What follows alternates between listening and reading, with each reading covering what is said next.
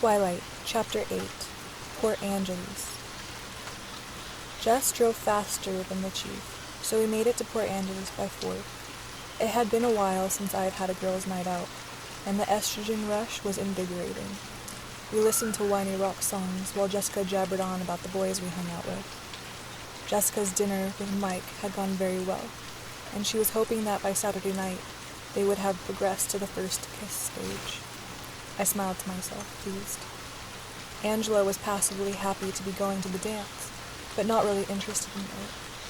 Jess tried to get her to confess who her type was, but I interrupted with a question about dresses after a bit to spare her. Angela threw a grateful glance my way. Port Angeles was a beautiful little tourist trap, much more polished and quaint than Forks, but Jessica and Angela knew it well, so they didn't plan to waste time on the picturesque boardwalk by the bay. Jess drove straight to the one big department store in town, which was a few streets in from the bay's area's visitor-friendly face. The dance was billed as semi-formal, and we weren't exactly sure what that meant. Both Jessica and Angela seemed surprised and almost disbelieving when I told them I'd never been to a dance in Phoenix. "Didn't you ever go with a boyfriend or something?" Jess asked dubiously as we walked through the doors of the store. "Really?" I tried to convince her, not wanting to confess my dancing problems. "I've never had a boyfriend or anything close. I didn't go out much." "Why not?" Jessica demanded. "No one asked me," I answered honestly. She looked skeptical. "People ask you out here," she reminded me, "and you tell them no." We were in the junior section now, scanning the racks for dress-up clothes. "Well, except for Tyler," Angela amended quietly.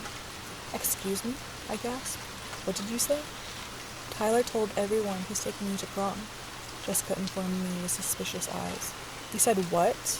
I sounded like I was choking. "I told you it wasn't true," Angela murmured to Jessica. I was silent, still lost in shock that was quickly turning to irritation. But we had found the dress racks, and now we had work to do. "That's why Lauren doesn't like you," Jessica giggled, while we pawed through the clothes. I ground my teeth. "Do you think that if I ran him over with my truck, he would stop feeling guilty about the accident? That he might give up on making amends and call it even?" "Maybe," Jess snickered, "if that's why he's doing this." The dress selection wasn't large, but both of them found a few things to try on. I sat on a low chair just inside the dressing room, by the 3-way mirror, trying to control my fuming. Jess was torn between two. One, a long, strapless, basic black number. The other, a knee-length, electric blue with spaghetti straps. I encouraged her to go with the blue. Why not play up the eyes? Angela chose a pale pink dress that draped around her tall frame nicely, and brought out honey tints in her light brown hair. I complimented them both generously, and helped to my returning the rejects to their racks. The whole process was much shorter and easier than similar trips I'd taken with Renee at home. I guess there was something to be said for limited choices. We headed over to shoes and accessories. While they tried things on, I merely watched and critiqued, not in the mood to shop for myself, though I did need new shoes. The girls' night high was wearing off in the wake of my annoyance at Tyler, leaving room for the gloom to move back in. "Angela?"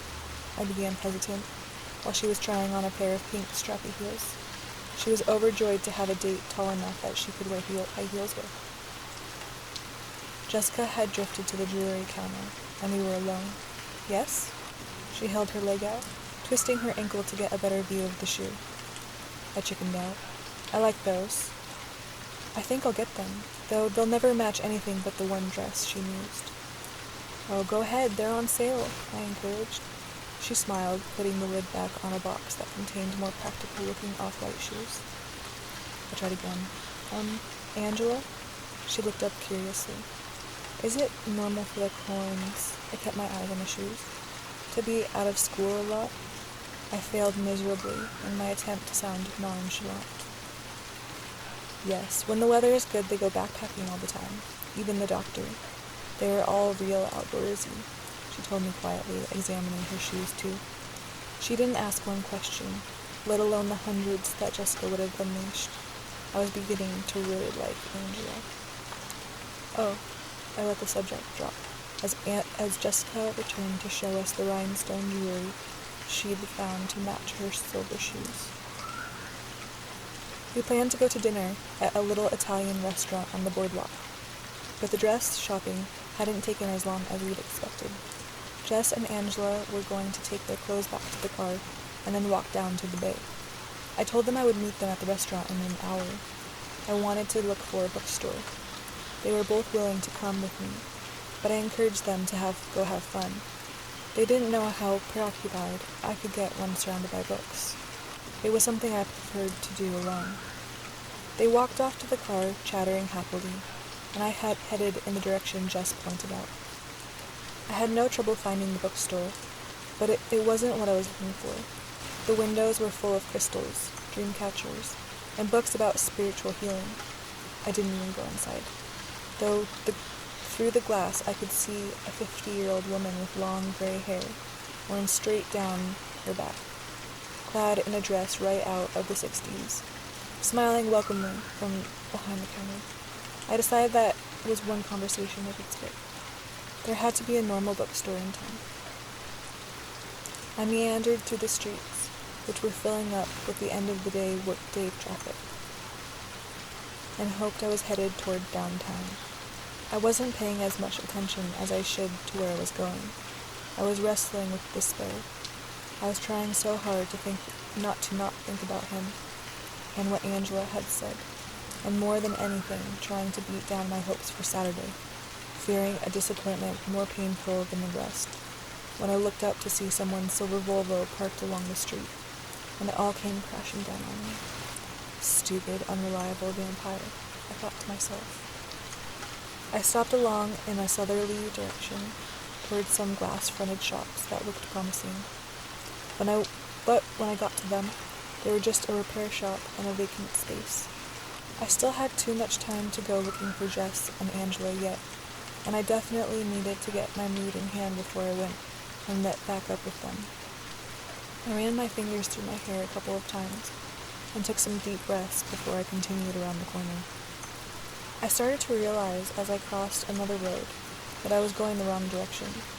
The little foot traffic I had seen was going north, and it looked like the buildings here were mostly warehouses. I decided to turn east at the next corner, and then loop around after a few blocks, and try my luck on a different street on my way back to the boardwalk.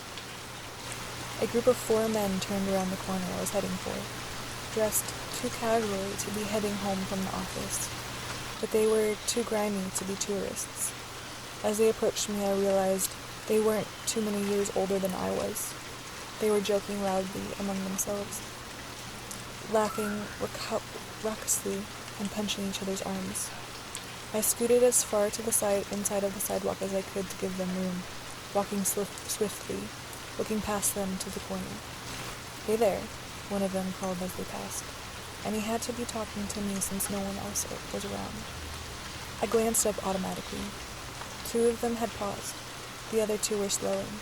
The closest, heavy-step, dark-haired man, in his early 20s, seemed to be the one who had spoken. He was wearing a flannel shirt open over a dirty t-shirt, cut-off jeans, and sandals. He took half a step toward me. "Hello," I mumbled, a knee-jerk reaction. Then I quickly looked away and walked faster toward the corner.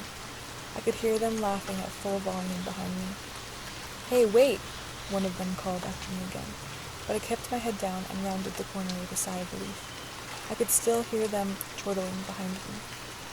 I found myself on a sidewalk, leading past the backs of several somber-colored warehouses, each with large bay doors for unloading trucks, padlocked for the night.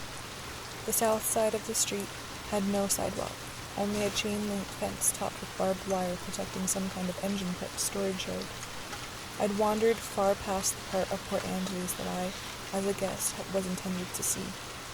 It was getting dark, I realized, the clouds finally returning, piling up on the western horizon. creating an early sunset. The eastern sky was still clear but graying, shot through with streaks of pink and orange. I'd left my jacket in the car, and a sudden shiver made me cross my arms tightly across my chest. A single van passed me, and then the road was empty. The sky suddenly darkened further, and as I looked over my shoulder to glare at the offending cloud, I realized with a shock that two men were walking quietly 20 feet behind me. They were from the same group I'd passed at the corner, though neither was the dark one who'd spoken to me. I turned my head forward at once, quickening my pace. A chill that had nothing to do with the weather made me shiver again. My purse was on a shoulder strap, and I had it slung across my body, the way you were supposed to wear it so it wouldn't get snatched. I knew exactly where my pepper spray was, still in my duffel bag under the bed, never unpacked. I didn't have much money with me, just a 20 and some ones, and I thought about accidentally dropping my bag and walking away. But a small, frightened voice in the back of my mind warned me that there might be something worse than thieves. I listened intently to their quiet footsteps, which were much too quiet when compared to the boisterous noise they'd been making earlier, and it didn't sound like they were speeding up or getting any closer to me. Breathe, I had to remind myself. You don't know they are following me. I continued to walk as quickly as I could without actually running, focusing on the right-hand turn that was only a few yards away from me now. I could hear them, staying as far back as they'd been before. A blue car turned into the street from the south and drove quickly past me. I thought of jumping out in front of it, but hesitated and pivoted, unsure that I was really being pursued, and then it was too late. I reached the corner, but a swift glance revealed that it was only a blind drive to the back of another building. I was half turned in anticipation. I had to hurriedly correct and dash across the narrow drive back to the sidewalk. The street ended at the next corner, where there was a stop sign. I concentrated on the faint footsteps behind me, deciding whether or not to run. They sounded farther back, though, and I knew they could outrun me in any case. I was sure to trip and go sprawling if I tried to run faster. The footfalls were definitely farther back. I risked a quick glance over my shoulder, and they were maybe 40 feet back now, I saw with relief. But they were both staring at me. It seemed to take forever for me to get to the corner. I kept my pace steady, the men behind me falling ever so slightly farther behind with every step. Maybe they realized they had scared me and were sorry. I saw two cars going north past the intersection I was headed for, and I exhaled in relief. There would be more people around once I got off this deserted street. I skipped around the corner with a grateful sigh, and skidded to a stop. The street was lined on both sides by blank, doorless, windowless walls. I could see in the distance 2 intersections down, street lamps, cars, and more pedestrians, but they were all too far away, because lounging against the western building, midway down the street, were the other 2 men in the group, both watching with excited smiles as I froze dead on the sidewalk. I realized that I wasn't being followed, I was being herded. I paused for only a second, but it felt like a very long time. I turned then and darted to the other side of the road. I had a sinking feeling that it was a wasted attempt. The footsteps behind me were louder now.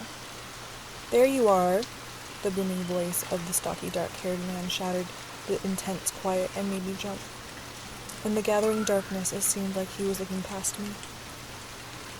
"Yeah," a voice called loudly from behind me, making me jump again as I tried to hurry down the street. "We just took a little detour." My steps had to slow now. I was closing the distance between myself and the lounging pair too quickly. I had a good loud scream, and I sucked in the air, preparing to use it. But my throat was so dry, I wasn't sure how much volume I could manage. With a quick movement, I slipped my purse over my head, gripping the strap with one hand, ready to surrender it or use it as a weapon as need demanded. The thick-set man shrugged away from the wall as I warily came to a stop, and walked slowly into the street. "Stay away from me," I warned in a voice that was supposed to sound strong and fearless. but I was right about the dry throat. No volume. "Don't be like that, sugar," he called, and the raucous laughter started again behind me. I braced myself, feet apart, trying to remember through my panic what little self-defense I knew. Heel of the hand thrust upward, hopefully breaking the nose or shoving it into the brain. Finger through the eye socket, try to hook around the eye and pop it out. And the standard knee to the groin, of course. The same pessimistic voice in my mind spoke up then, reminding me that I probably wouldn't have a chance against one of them, and there were 4. "Shut up," I demanded the voice before terror could incapacitate me. I wasn't going out without taking someone with me.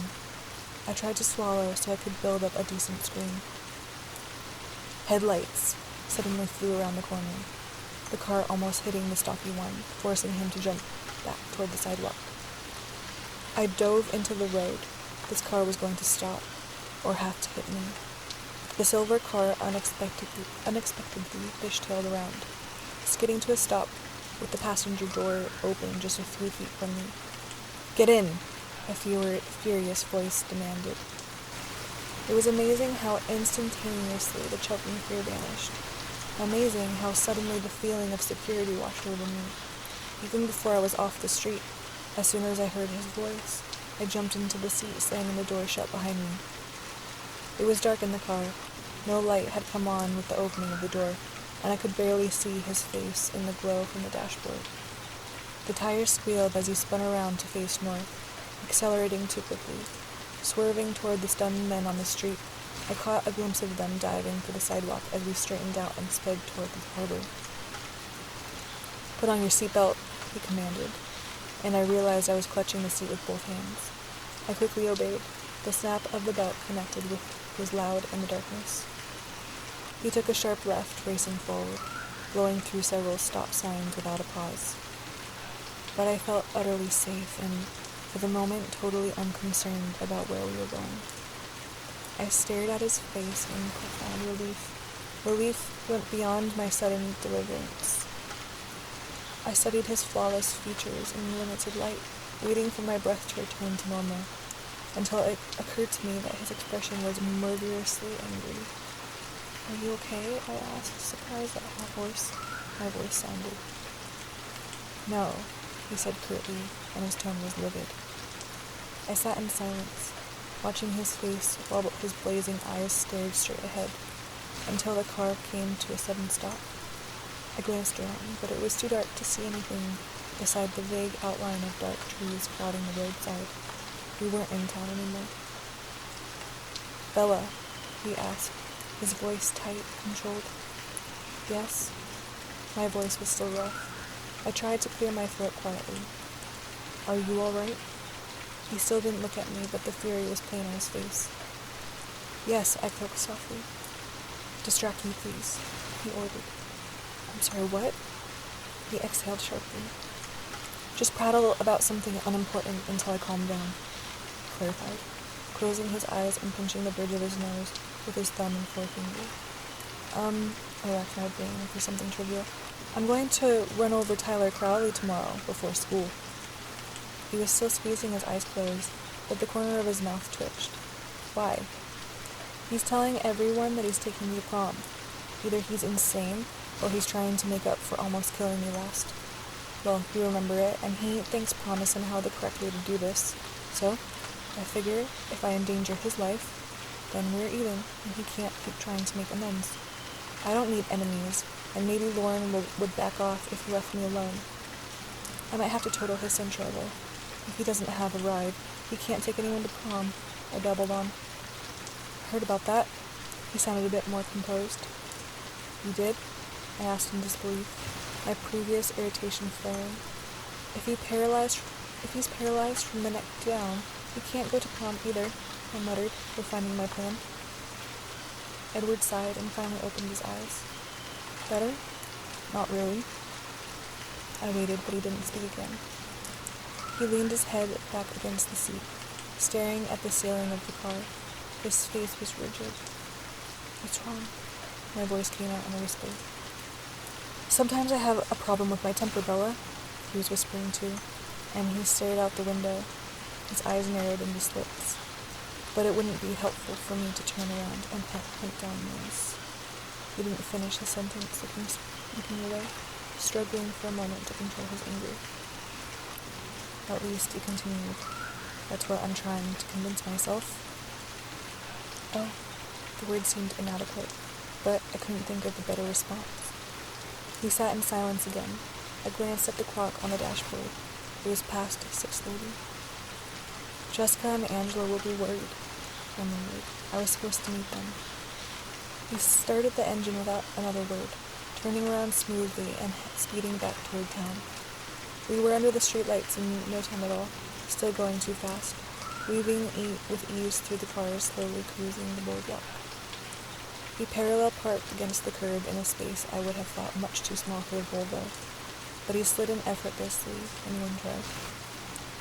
I looked out the window to see the lights of La Bella Italia, and Jess and Angela just leaving, pacing anxiously away from us. How did you know where? I began, but then I just shook my head. I heard the door open and turned to see him getting out. What are you doing? I asked. I'm taking you to dinner. He smiled slightly, but his eyes were hard. He stepped out of the car and slammed the door. I fumbled with my seatbelt, and then hurried to get out of the car as well. He was waiting for me on the sidewalk. He spoke before I could. Go stop Jessica and Angela before I have to track them down, too. I don't think I could restrain myself if I ran into your other friends again. I shivered at the threat in his voice. Jess, Angela, I yelled after them, waving when they turned. They rushed back to me, the pronounced relief on both their faces simultaneously changing to surprise, as they saw who I was standing next to. They hesitated a few feet from us. Where have you been? Jessica's voice was suspicious. I got lost, I admitted sheepishly. And then I ran into Edward. I gestured toward him. Would it be all right if I joined you? He asked in his silken, irresistible voice. I could see from their staggered expressions that he had never unleashed his talents on them before. Sure, Jessica breathed. Actually, Bella, we already ate while we were waiting. Sorry, Angela confessed. That's fine. I'm not hungry, I shrugged. I think you should eat something. Edward's voice was low, but full of authority. He looked up at Jessica and spoke slightly louder. Do you mind if I drive Bella home tonight? That way you won't have to wait while she eats. Nope problem, I guess.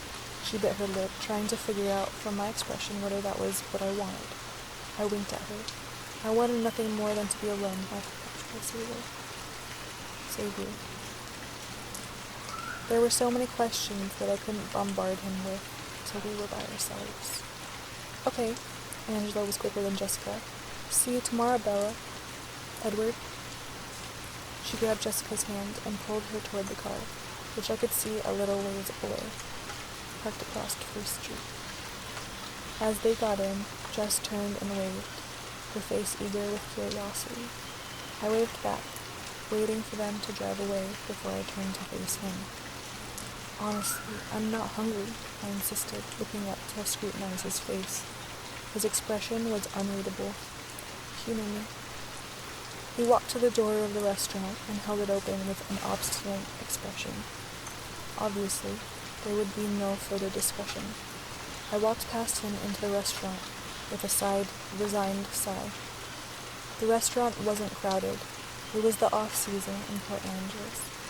The host was female, and I understood the look in her eyes as she assessed Edward. She welcomed him a little more warmly than necessary. I was surprised by how much that bothered me. She was several inches taller than I was, and unnaturally blonde. A table for two. His voice was alluring. Whether he was aiming for that or not, I saw her eyes flicker to me, and then away, satisfied by my obvious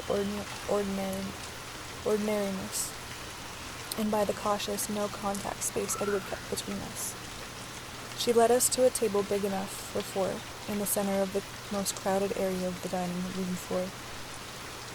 I was about to sit, but Edward shook his head at me. Perhaps something more private, he insisted quietly to the host. I wasn't sure, but it looked like he smoothly handed her a tip.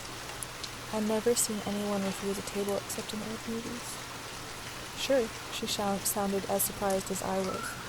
She turned and led us around a partition to a small ring of booths, all of them empty. How's this?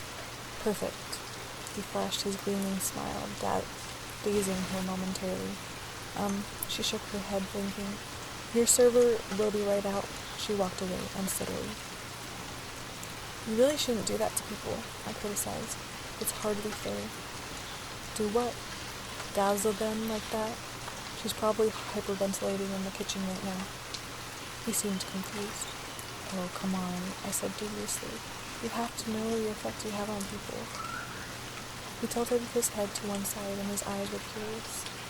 I dazzle people? You haven't noticed? Do you think everybody gets their way so easily? He ignored my questions. Do I dazzle you? Frequently, I admitted. And then our server arrived, her face expectant. The hostess had definitely dished behind the scenes, and this new girl didn't look disappointed.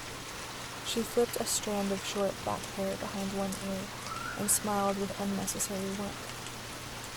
Hello, my name is Amber, and I'll be your server tonight.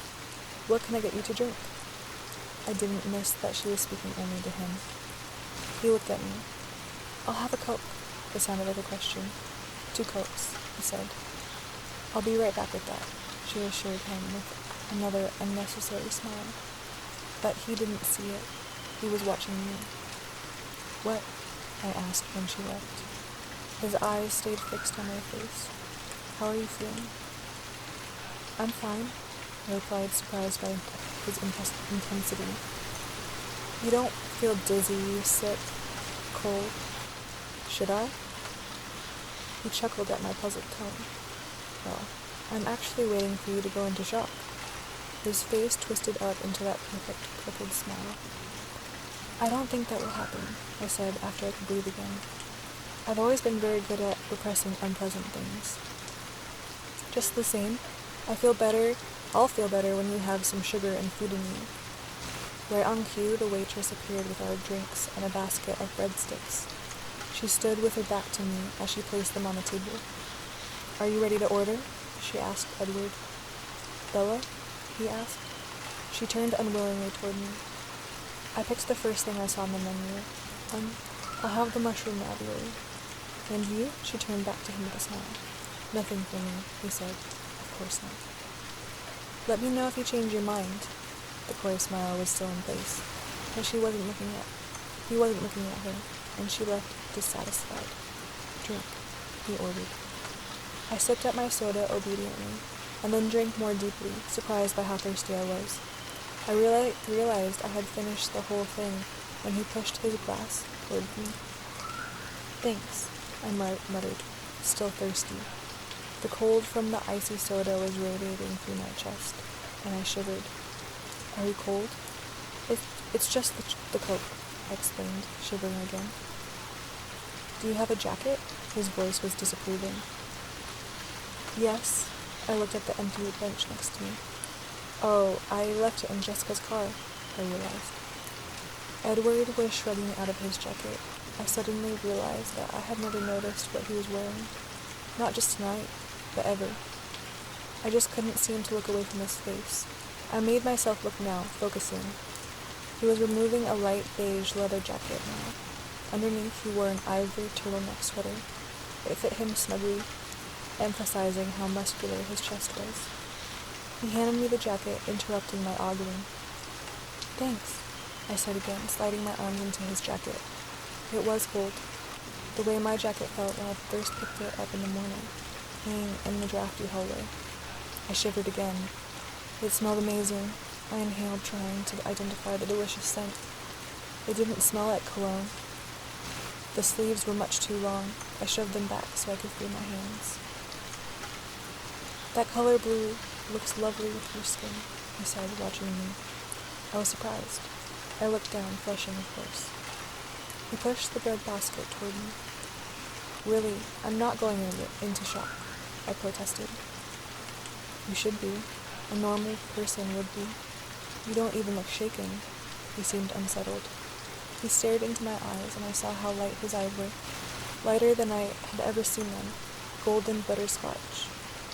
"I feel very safe with you," I confessed, mesmerized into telling the truth again. That displeased him. His alabaster brow furrowed. He shook his head, frowning. "This is more complicated than I had planned," he murmured to himself. I picked up a breadstick and began nibbling on the end, measuring his expression. I wondered when it would be okay to start questioning him. "Usually you're in a better mood when your eyes are so light," I commented, trying to distract him from whatever thought had left him frowning and somber. He stared at me, stunned. "What? You are always cloudier when your eyes are black." "I expect it then," I went on. "I have a theory about that." His eyes narrowed.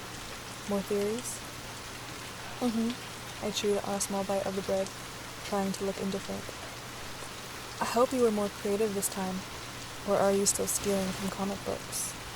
His faint smile was mocking. His eyes were still tight. "Well, no, I didn't get it from a comic book, but I didn't come up with it on my own either," I confessed. "And?" he prompted. But then the waitress strode around the partition with my food. I realized we'd been unconsciously leaning toward each other across the table, because we both straightened up as she approached. She set the dish in front of me. It looked pretty good, and turned quickly to Edward. "Did you change your mind?" she asked. "Isn't there anything I can get you?" I may have been imagining the double meaning of her words. "No, thank you, but some more soda would be nice." He gestured with a long white hand to the empty cups in front of me. "Sure." She removed the empty glasses and walked away. "You were saying?" he asked. "I'll tell you about it in the car, if..." I paused. "There are conditions?" He raised one eyebrow, his voice ominous. "I do have a few questions, of course." "Of course." The waitress was back with 2 more Cokes. She set them down without a word this time, and left again. I took a sip. "Well, go ahead," he pushed, his voice still hard. I started with the most undemanding, or so I thought. "Why are you in Port Angeles?" He looked down, folding his large hands together slowly on the table. His eyes flickered up at me from under his lashes, the hint of a smirk on his face. "Next."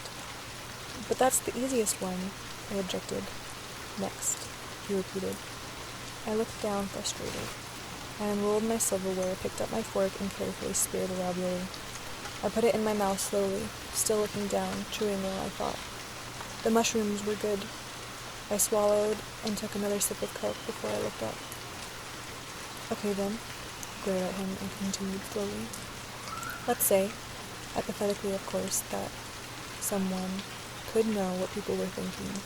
Read minds, you know, with a few exceptions." "Just one exception," he corrected, hypothetically. "All right, with one exception then." I was thrilled that he was playing along, but I tried to seem casual.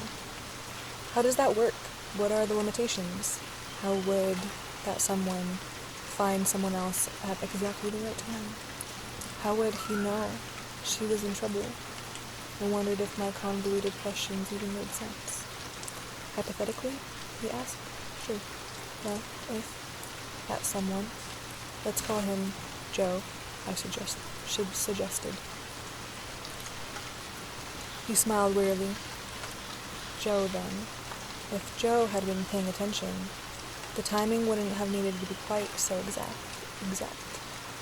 He shook his head, rolling his eyes. "Only you could get into trouble in a town this small. You would have devastated their crime rate statistics for a decade, you know." "We were speaking of a hypothetical case," I reminded him frostily. He laughed at me, his eyes warm. "Yes, we were," he agreed. "Shall we call you Jane?" "How did you know?" I asked, unable to curb my intensity. I realized I was leaning toward him again. He seemed to be wavering, torn by some internal dilemma. His eyes locked with mine, and I guessed he was making the decision right then whether or not to simply tell me the truth. "You can trust me, you know," I murmured.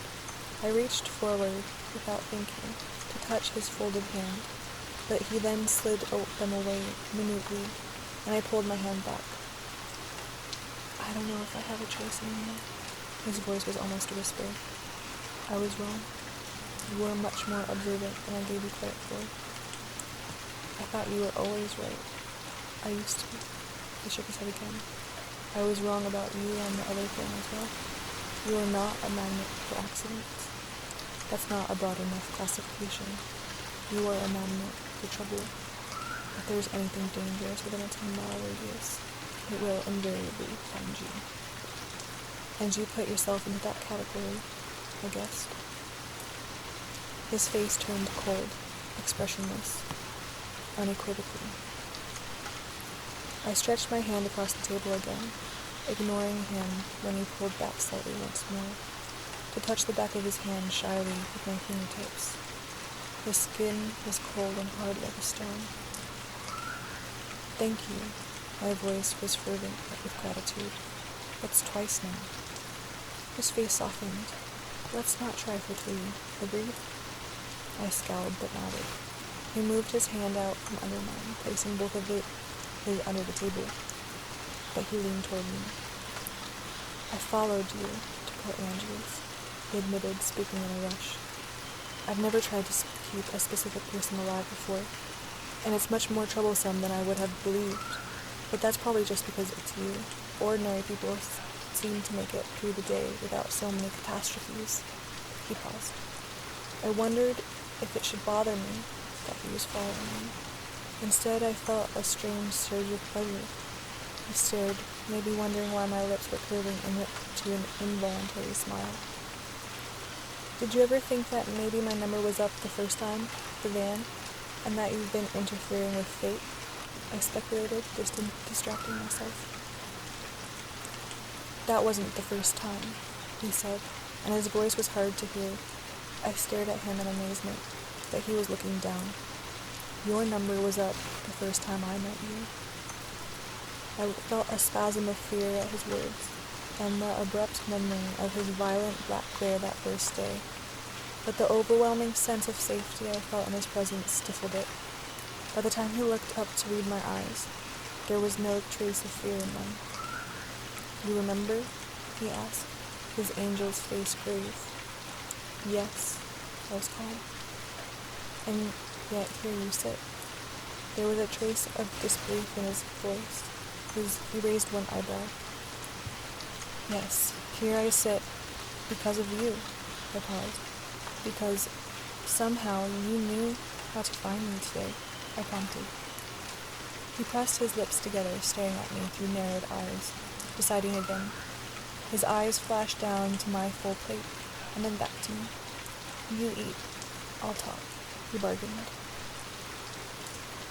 I quickly scooped up another ravioli and popped it into my mouth. It's harder than it should be, keeping track of you. Usually I can find someone very easily. Once I've heard their minds before.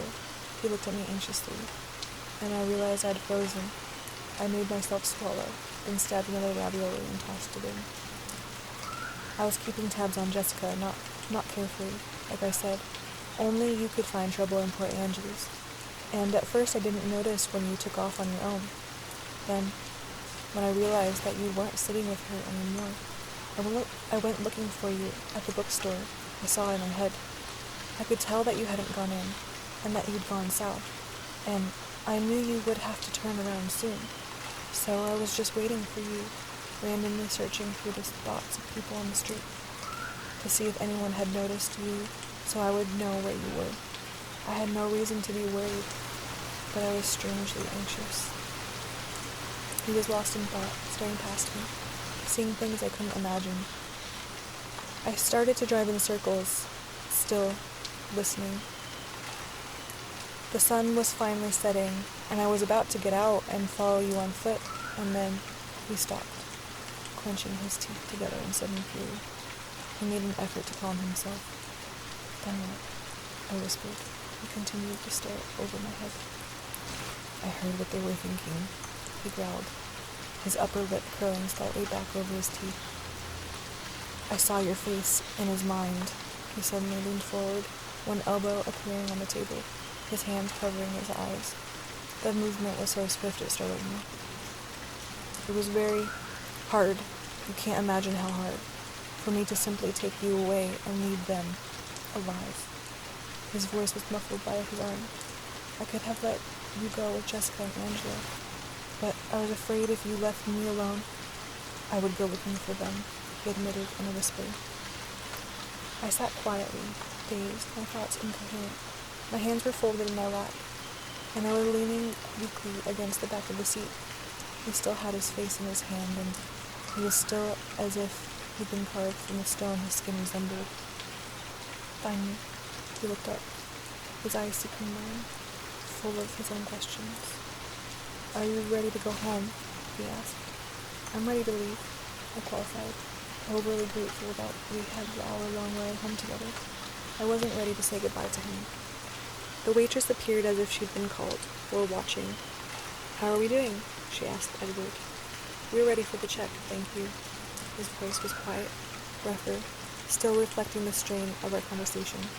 It seemed to muddle her. He looked up, waiting. Sure, she stuttered. Here you go. She pulled a small leather folder from the front pocket of her black apron and handed it to him. There was a bill in his hand already. He slipped it into the folder and handed it right back to her. No change, he smiled. Then he stood up, and I scrambled awkwardly to my feet. She smiled, inviting me at him again. You have a nice evening. She didn't look away from me as he thanked her. I suppressed a smile. He walked close beside me to the door, still careful not to touch me. I remembered what Jessica had said about her relationship with Mike, how they were almost to the first kiss stage. I sighed. Edward seemed to hear me, and he looked down curiously. I looked at the sidewalk, grateful that he didn't seem to be able to know what I was thinking. He opened the passenger door, holding it for me as I stepped in, shutting it softly behind me. I watched him walk around the front of the car, amazed yet again by how graceful he was. I probably should have been used to that by now, but I wasn't. I had a feeling Edward wasn't the kind of person anyone got used to. Once inside the car, he started the engine and turned the heater on high. It had gotten very cold, and I guessed the good weather was at an end. I was warm in his jacket though, breathing in the scent of it when I thought he couldn't see. Edward pulled out through the traffic, apparently without a glance, flipping around to head toward the freeway. Now, he said significantly, it's your turn.